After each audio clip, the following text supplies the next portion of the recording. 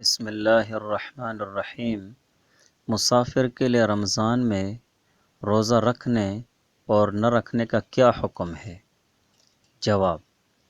سفر یعنی مسافر شرعی جو کم از کم 48 میل یعنی 177 کلومیٹر سفر کی نیت پر گھر سے نکلا ہو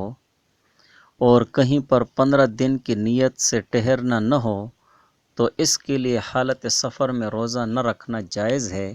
لیکن اگر سفر میں مشقت نہ ہو تو روزہ رکھنا افضل ہے۔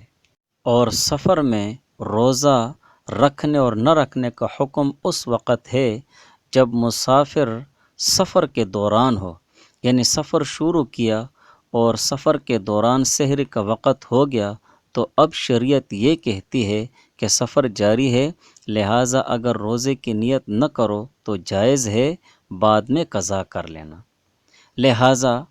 روزے کی حالت میں سفر شروع کیا تو اس روزے کا پورا کرنا ضروری ہے، اور اگر روزے کی حالت میں سفر شروع کیا اور سفر کے دوران روزہ توڑ دیا تو کفارہ کے واجب ہونے میں اختلاف ہے۔ البتہ راجح قول یہ ہے کہ اس صورت میں کفارہ نہیں ہے، قضا ہے۔ دوسرا مسئلہ یہ ہے، اگر مسافر اپنے گھر ایسے وقت پہنچا جس میں روزے کی نیت کرنا جائز ہے، یعنی زوال سے 1.5 گھنٹہ پہلے، تو اس پر لازم ہے کہ روزے کی نیت کرے، لیکن اگر فاسد کر دے تو کفارہ نہیں ہے، قضا ہے۔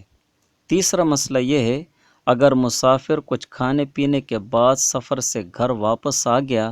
تو باقی دن کھانے سے روزہ داروں کی طرح احتراز کرے گا۔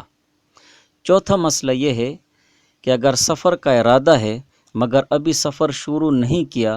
اور نکلنے سے پہلے اس نے شرعی عذر کے بغیر روزہ توڑ دیا تو اس پر قضا و کفارہ دونوں لازم ہوں گے، کیونکہ اس نے اقامت کی حالت میں روزہ توڑ دیا ہے۔